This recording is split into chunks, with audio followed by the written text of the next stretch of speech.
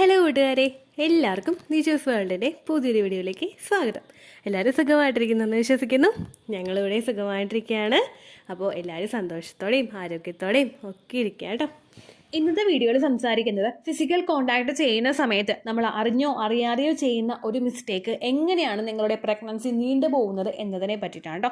നീണ്ടുപോകുന്നതിന് പ്രധാനപ്പെട്ട ഒരു കാരണവും ഇത് തന്നെയാണ്. അപ്പോൾ ഇതെന്തൊക്കെയാണെന്ന് നമുക്ക് നോക്കാം. വീഡിയോ നമുക്ക് സ്റ്റാർട്ട് ചെയ്യാം.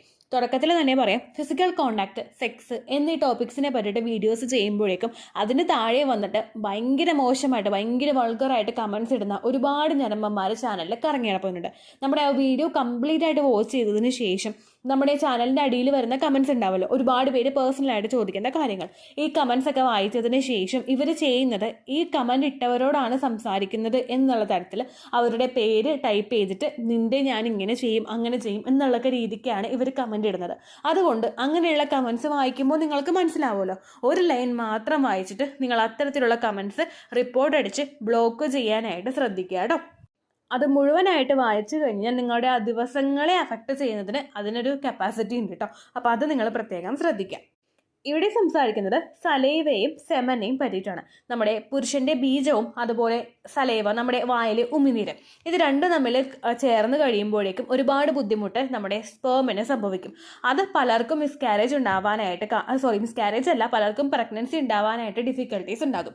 അതിൽ ഏറ്റവും ആദ്യത്തെ ഒരു റീസൺ എന്ന് പറയുന്നത് സെമന്റെയും സലൈവയുടെയും pH ബാലൻസിൽ വ്യത്യാസമുണ്ട്. നമ്മൾ ഓൾറെഡി കോണ്ടാക്ട് ചെയ്യുന്ന ഒരുപാട് ടോപ്പിക്സ് സംസാരിക്കുമ്പോഴേക്കും പറയാറുണ്ട്, നമ്മുടെ വജൈനൽ pHഉം സെമന്റെ pH തമ്മിൽ ജോയിൻ ആകുന്ന സമയത്താണ് ഇതിന് ഈസി ആയിട്ട് അകത്തേക്ക് കടന്നു പോകാനായിട്ട് സാധിക്കുന്നത്. ഈ pH ബാലൻസിന് വ്യത്യാസം വരുമ്പോഴേക്കും നമുക്ക് വജൈനയുടെ ഓപ്പണിങ്ങിൽ ചൊറിച്ചിൽ, മറ്റുള്ള ഇറിറ്റേഷൻസ് ഒക്കെ ഉണ്ടാകുന്ന സമയത്ത് വജൈനയുടെ pH ബാലൻസിന് വ്യത്യാസം വരികയും ഇതിന്റെ ഭാഗമായിട്ട് സെമന് അകത്തേക്ക് പ്രവേശിക്കാൻ പറ്റാത്തൊരു സിറ്റുവേഷൻ ശരീരത്തിൽ ഉണ്ടാവുകയും ചെയ്യുന്നു. ഇതേപോലെ തന്നെ ഈ ഒരു സെമനും അതുപോലെ സലൈവയും തമ്മിൽ മിക്സ് ആകുന്ന ഒരു സിറ്റുവേഷൻ വന്നു കഴിഞ്ഞാൽ ഇതിന്റെ രണ്ടിന്റെയും pH ബാലൻസ് ഡിഫറെന്റ് ആയതുകൊണ്ട് തന്നെ അത് ഒരു മോശകരമായിട്ടുള്ള ഒരു എൻവയോൺമെന്റ് സെമന് ഉണ്ടാക്കി കൊടുക്കുന്നതിന് കാരണമാണ്. അതുകൊണ്ട് നിങ്ങൾ കഴിവതും ഇതിന്റെ രണ്ടിനെയും തമ്മിൽ ജോയിൻ ആകുന്ന ഒരു സിറ്റുവേഷൻ ഉണ്ടെങ്കിൽ അത് ഉണ്ടാക്കാതിരിക്കാനായിട്ട് നിങ്ങൾ ശ്രദ്ധിക്കുക. അതുപോലെ തന്നെ ഇതിലടങ്ങിയിട്ടുള്ള നമ്മുടെ സലൈവയിൽ അടങ്ങിയിട്ടുള്ള പല എൻസൈംസും ഈ ഒരു സെമന്റെ സ്ട്രക്ചറിനെ അഫക്റ്റ് ചെയ്യുന്നുണ്ട്. എസ്പെഷ്യലി അതിൻ്റെ ഒരു ടെയിലിനെ അഫക്റ്റ് ചെയ്യുന്നുണ്ട്. ഈ സെമൻ നിങ്ങൾ കണ്ടിട്ടുണ്ടാകും, ഒരു ഹെഡ് പോലുള്ളൊരു പോർഷനിൽ ഒരു ഓവൽ ഷേപ്പിൽ ഉണ്ടാവും. അതിനുശേഷം ഒരു വാല് പോലെ ഇതിങ്ങനെ ചുരുണ്ടി ഇങ്ങനെ നീണ്ടാണ് ഇത് പോകുന്നത്. ഇതിങ്ങനെ മൂവ് ചെയ്യാൻ വേണ്ടിയിട്ടുള്ള ഒരു കപ്പാസിറ്റി കൊടുക്കുന്നത് ഇതിൻ്റെ ടെയിലാണ്. ആ മൂവിങ്ങിനെ തന്നെ, ആ ഒരു ടെയിലിൻ്റെ സ്ട്രക്ചറിനെ തന്നെ അഫക്റ്റ് ചെയ്യുമ്പോഴേക്കും ഇതിന് മൂവ് ചെയ്യാനായിട്ട് സാധിക്കില്ല. മുൻപോട്ടേക്ക് മൂവ് ചെയ്ത് പോയി കഴിഞ്ഞാൽ അവിടെ എഗ്ഗുമായിട്ട് ഫെർട്ടിലൈസേഷൻ നടക്കുകയുള്ളൂ. അതിൻ്റെ സ്ട്രക്ചറിനെ ഇത് അഫക്റ്റ് ചെയ്യണം. ടെയിലിൻ്റെ സ്ട്രക്ചറിന് ബുദ്ധിമുട്ട് വന്നു കഴിഞ്ഞാൽ ഇതിന് സ്വിം ചെയ്യാൻ പറ്റുക മാത്രമല്ല ഇതിൻ്റെ മോട്ടിലിറ്റിയും അത് അഫക്റ്റ് ചെയ്യുന്നുണ്ട്. അപ്പോൾ അതാണ് രണ്ടാമതായിട്ട് നമുക്ക് സംഭവിക്കുന്ന ഒരു മിസ്റ്റേക്ക്. അത് മാത്രമല്ല, നിങ്ങളിപ്പോൾ കഴിക്കുന്ന ഭക്ഷണം ഉണ്ടല്ലോ, നിങ്ങളിപ്പോൾ ആസിഡിക് ആയിട്ടുള്ള ഭക്ഷണങ്ങൾ കൂടുതലായിട്ട് കഴിക്കുന്നുണ്ടെങ്കിൽ, അല്ലെങ്കിൽ മറ്റേതെങ്കിലും ഫാസ്റ്റ് ഫുഡോ ജങ്ക് ഫുഡോ അങ്ങനെ എന്തെങ്കിലുമൊക്കെ കലർന്നിട്ടുള്ള ഭക്ഷണമാണ് നിങ്ങൾ കൂടുതലായിട്ട് കഴിക്കുന്നതെങ്കിൽ ഇതിൻ്റെ ഒരു അംശവും നിങ്ങളുടെ സലൈവയിൽ ഉണ്ടാവാനായിട്ട് ചാൻസസ് കൂടുതലാണ്. ഇങ്ങനെയുള്ള ഭക്ഷണങ്ങൾ കഴിച്ചിട്ട് നിങ്ങൾ കോണ്ടാക്ട് ചെയ്യുന്ന സമയത്ത് സലൈവയും സെമനും തമ്മിൽ ഒരു കോണ്ടാക്ട് വരികയാണെങ്കിൽ ഇതിൻ്റെ ഭാഗമായിട്ടും സെമന്റെ സ്ട്രക്ചറിനെ ഡയറക്റ്റ്ലി അഫക്റ്റ് ചെയ്യാൻ ഭാഗത്തിന് ഈ സലൈവ മാറാനായിട്ട് ചാൻസ് ഉണ്ട് കേട്ടോ. അസിഡിക് ആയിട്ടുള്ള ഫുഡ്സ് കൂടുതൽ എടുത്താൽ ഇത്തരത്തിലുള്ള ബുദ്ധിമുട്ട് കൂടുതലായിട്ട് ഉണ്ടാവാനായിട്ട് ചാൻസ് ഉണ്ട്. അടുത്തതെന്ന് പറയുന്നത്, ഇതിൽ ഈ ഒരു സലൈവയുടെ അകത്ത് ആൻറ്റി ബാക്ടീരിയൽ ഏജൻസ് അടങ്ങിയിട്ടുണ്ട്. അതായത് നമ്മളുടെ വായയുടെ അകത്തേക്ക് മറ്റുള്ള എന്തെങ്കിലും ബാക്ടീരിയാസ് കടക്കുന്നത് പ്രിവെൻറ്റ് ചെയ്യാൻ വേണ്ടിയിട്ടാണ് ആൻറ്റി ബാക്ടീരിയൽ ആയിട്ടുള്ള ഏജൻസ് സലൈവയിൽ അടങ്ങിയിട്ടുള്ളത്. ഇത് ഹാംഫുൾ ആയിട്ടുള്ള ബാക്ടീരിയാസ് വായിൽ പ്രവേശിക്കുന്നത് തടയുന്നുണ്ട്. അതുവഴി നിങ്ങളുടെ വായ ശുദ്ധമാക്കി വെക്കുന്നതിനും ഈ ഒരു എഫക്റ്റ് നിങ്ങളുടെ സലൈവ വഴി കിട്ടുന്നുണ്ട്. എന്നാൽ നേരെ മറിച്ച് ഈ ആൻറ്റി ബാക്ടീരിയൽ എഫക്ട്സ് ശരീരത്തിലുള്ള സലൈവയിലുള്ളത് കൊണ്ട് തന്നെ സെമനും ഇതുമായി ചേരുന്ന സമയത്ത് സെമനിൽ അടങ്ങിയിട്ടുള്ള സ്പേമിൽ അടങ്ങിയിട്ടുള്ള ഗുഡ് ബാക്ടീരിയാസിനെ അഫക്റ്റ് ചെയ്യുന്നതിന് ഇത് കാരണമാകുന്നു. ഗുഡ് ബാക്ടീരിയാസിനെ അഫക്റ്റ് ചെയ്ത് കഴിഞ്ഞാൽ ഇത് സ്പേമിന്റെ ഹെൽത്തിനെയും ഡയറക്റ്റ് ആയിട്ട് അഫക്റ്റ് ചെയ്യാനായിട്ട് ചാൻസ് ഉണ്ട്. അതുകൊണ്ട് ഈ രണ്ടും തമ്മിൽ മിങ്കിൾ ചെയ്യുന്ന സിറ്റുവേഷൻസ് നിങ്ങൾ അവോയ്ഡ് ചെയ്യാനായിട്ട് ശ്രദ്ധിക്കുക. ഇത് ഏറ്റവും കൂടുതൽ രണ്ടും തമ്മിൽ മിങ്കിൾ ചെയ്യുന്നതിൻ്റെ ഫസ്റ്റ് സിറ്റുവേഷനാണ് ഓറലായിട്ട് ചെയ്യുന്ന കോണ്ടാക്ട്. ഓറൽ കോണ്ടാക്ട് ചെയ്യുന്ന സമയത്ത് ഇപ്പോൾ സ്ത്രീകളാണ് പുരുഷന് ആ ഓറൽ സെക്സ് ചെയ്ത് കൊടുക്കുന്നതെങ്കിൽ അപ്പോഴും നിങ്ങളുടെ സലൈവ ആ ഒരു മെയിൽ ഓർഗണിൽ പറ്റി പിടിക്കാനായിട്ട് ചാൻസ് ഉണ്ട്. ആ സിറ്റുവേഷനിൽ പെട്ടെന്ന് തന്നെ ഇജാക്കുലേഷൻ സംഭവിക്കുന്നുണ്ടെങ്കിൽ, അതായത് ചില ആളുകൾ ചില സിറ്റുവേഷൻസിൽ ഓറൽ സെക്സ് ചെയ്തതിന് ശേഷം ആ ഒരു എക്സാക്റ്റ് ആയിട്ടുള്ള ആ ഒരു എന്താ പറയുക അൾട്ടിമേറ്റ് ഹാപ്പിനെസ് എത്തുന്ന സമയത്ത് ഇജാക്കുലേഷൻ അകത്ത് ചെയ്യുന്ന ഒരുപാട് പേരുണ്ട്. അങ്ങനെ ചെയ്യുന്ന സമയത്ത് ഈ ഒരു സെമനും അതുപോലെ തന്നെ സലൈവയും തമ്മിൽ മിങ്കിൾ ആവാനായിട്ട് ചാൻസ് ഉണ്ട്. ചില സിറ്റുവേഷനിൽ ചെയ്യുന്നത് കോണ്ടാക്ട് ചെയ്യുന്ന സമയത്ത് പല സ്ത്രീകൾക്കും ലൂബ്രിക്കേഷൻ ശരീരത്തിൽ ഉണ്ടാവാറില്ല. ലൂബ്രിക്കേഷനായിട്ട് നോർമലി നമുക്ക് ഉണ്ടാകുന്ന ഒരു കാര്യമാണ് സെർവിക്കൽ മ്യൂക്കസ് എന്ന് പറയുന്നത്. എന്നാൽ സെർവിക്കൽ മ്യൂക്കസ്, അതായത് ഓവുലേഷൻ നടക്കുന്ന സമയത്ത് നമ്മളിൽ ഉണ്ടാകുന്ന പച്ചമുട്ടയുടെ വെള്ള പോലെയുള്ള ഡിസ്ചാർജ് നമുക്ക് കോണ്ടാക്ട് ചെയ്യുന്ന സമയത്ത് അൾട്ടിമേറ്റ് ആയിട്ടുള്ള ഒരു ഹാപ്പിനെസ് നമുക്ക് ഫീൽ ചെയ്യുകയാണെങ്കിൽ, ആ ഒരു സമയത്ത് അതായത് ഓർഗാസം നമുക്ക് ഉണ്ടാവുകയാണെങ്കിൽ ആ സമയത്ത് നമുക്ക് ഉണ്ടാവാറുണ്ട്. ഇതുണ്ടാകാത്ത സമയത്ത്, അതായത് ചില ആളുകൾക്ക് കോണ്ടാക്ട് ചെയ്യുന്ന സമയത്ത് വജൈനൽ പോർഷൻ ഭയങ്കരമായിട്ട് ഡ്രൈ ആയിരിക്കും. ഡ്രൈ ആവുന്ന സമയത്ത് കോണ്ടാക്ട് ചെയ്യുന്ന ഒരു പ്രോസസ്സിനെ എൻജോയ് ചെയ്യാൻ വേണ്ടിയിട്ട് സ്ത്രീക്കോ അതുപോലെ തന്നെ അകത്തേക്ക് പ്രവേശിക്കുന്ന സമയത്ത് പുരുഷനോ ഒരു സാറ്റിസ്ഫാക്ഷൻ കിട്ടില്ല. അതൊന്ന് ഓവർകം ചെയ്യാൻ വേണ്ടിയിട്ട് പലരും ലൂബ്രിക്കൻസ് യൂസ് ചെയ്യാറുണ്ട്. ചില ആളുകൾ സ്പേം ഫ്രണ്ട്ലി ആയിട്ടുള്ള ലൂബ്രിക്കൻസ് ആണ് യൂസ് ചെയ്യാറ്. മറ്റുള്ള ആളുകൾ നാച്ചുറൽ ആയിട്ടുള്ള ലൂബ്രിക്കൻസ് ആണ് യൂസ് ചെയ്യുന്നത്. ചിലർ കോക്കനട്ട് ഓയിൽ യൂസ് ചെയ്യാറുണ്ട്, ചിലർ അലോവേര ജെല്ല് യൂസ് ചെയ്യാറുണ്ട്, ചിലർ എഗ് വൈറ്റ് യൂസ് ചെയ്യാറുണ്ട്, അതായത് നമ്മുടെ നോർമൽ ആയിട്ടുള്ള പച്ചമുട്ടയുടെ വെള്ളം.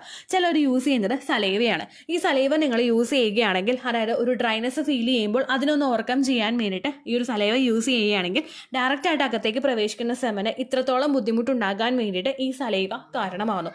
അതുകൊണ്ട് ഓവുലേഷൻ നടക്കുന്ന സമയത്ത് അതുപോലെ തന്നെ കോണ്ടാക്ട് ചെയ്യുന്ന സമയത്തും നിങ്ങൾക്ക് ലൂബ്രിക്കേഷൻ ശരീരത്തിൽ ഇല്ലെങ്കിൽ ഒരിക്കലും നിങ്ങൾ സലൈവ യൂസ് ചെയ്യാതിരിക്കുക. ഒരുപാട് കാര്യങ്ങൾ കൊണ്ട് ഒരുപാട് പഠനങ്ങൾ നടത്തിയിട്ട് പല ഡോക്ടേഴ്സും നമുക്ക് റെക്കമെൻഡ് ചെയ്യുന്നൊരു കാര്യമാണ് സലൈവയും സെമനും ചേർന്ന് കഴിയുമ്പോൾ നമുക്കുണ്ടാകുന്ന ബുദ്ധിമുട്ട് അത് മാക്സിമം നിങ്ങൾക്ക് വരാതിരിക്കാൻ നിങ്ങൾ പ്രത്യേകം ശ്രദ്ധിക്കുക.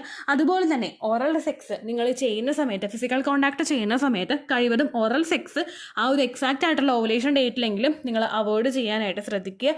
ഓറൽ സെക്സ് ചെയ്യുന്നുണ്ടെങ്കിൽ അത് കഴിഞ്ഞതിന് ശേഷം ക്ലിയർ ആക്കിയതിന് ശേഷം, അതായത് എന്തെങ്കിലും സലൈവ അവിടെ ഉണ്ടെങ്കിൽ അത് ക്ലിയർ ആക്കിയതിന് ശേഷം മാത്രം നിങ്ങൾ ഇൻറ്റിമേറ്റ് ആയിട്ട് കോണ്ടാക്ട് ചെയ്യാനായിട്ട് ശ്രദ്ധിക്കുക കേട്ടോ. അതുപോലെ കോണ്ടാക്ട് ചെയ്യുന്ന സമയത്ത് നിങ്ങൾക്ക് യാതൊരു തരത്തിലുള്ള ഡിസ്ചാർജും വരുന്നില്ലെങ്കിൽ കൂടുതലായിട്ടും നിങ്ങൾ ഫോർപ്ലേ ചെയ്യാനായിട്ട് ശ്രദ്ധിക്കുക. അത് ചെയ്തതിന് ശേഷം നിങ്ങൾക്ക് ഡിസ്ചാർജുകളൊന്നും തന്നെ കാണുന്നില്ലെങ്കിൽ മാക്സിമം നിങ്ങളൊരു ഡോക്ടറെ കണ്ടതിന് ശേഷം സ്പേം ഫ്രണ്ട്ലി ആയിട്ടുള്ള ലൂബ്രിക്കൻസ് യൂസ് ചെയ്യാനായിട്ട് ശ്രദ്ധിക്കുക.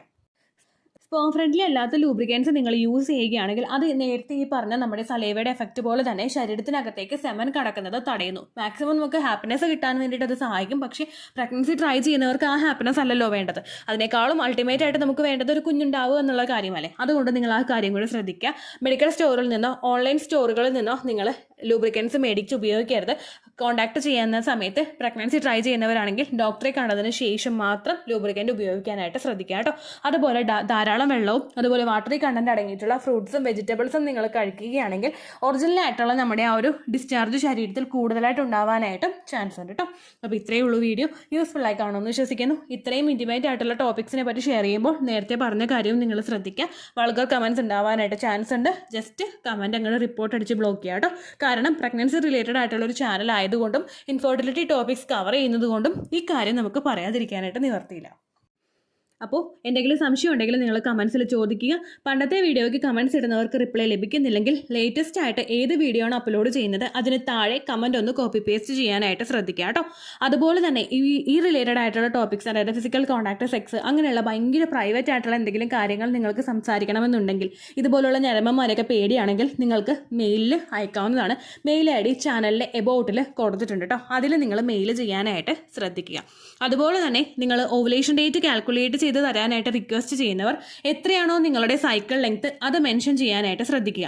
സൈക്കിൾ ലെങ്ത് എന്നതുകൊണ്ട് ഉദ്ദേശിച്ചത് ഓരോ മാസവും എത്ര ദിവസം കൂടുമ്പോഴാണോ ബ്ലീഡിങ് വരുന്നത് അതാണ് നിങ്ങളുടെ സൈക്കിൾ ലെങ്ത് കേട്ടോ. അതായത് കഴിഞ്ഞ മാസം നിങ്ങൾക്ക് 1-ാം തീയതിയാണ് ബ്ലീഡിങ് വരുന്നതെങ്കിൽ ഈ മാസം 2-ാം തീയതിയാണ് ബ്ലീഡിങ് ആയതെങ്കിൽ 1-ാം തീയതിയെ ഡേ 1 ആയിട്ട് എടുത്തിട്ട് 2-ാം തീയതി വരെ എത്ര ദിവസമുണ്ടോ അത് എണ്ണി പറയുന്നതാണ് നിങ്ങളുടെ സൈക്കിൾ ലെങ്ത്. ആ സമയത്ത് നിങ്ങൾ പ്രത്യേകം ശ്രദ്ധിക്കണം. ബ്ലീഡിങ് നടന്ന ദിവസത്തിനെയാണ് നിങ്ങൾ ഡേ 1 ആയിട്ട് എടുക്കേണ്ടത്. ചില ആളുകൾക്ക് ചെറുതായിട്ടുള്ള സ്പോട്ടിങ്ങും ഡിസ്ചാർജും ഒക്കെ കണ്ടതിന് ശേഷം ബ്ലീഡിങ് തുടങ്ങുന്നുണ്ട്.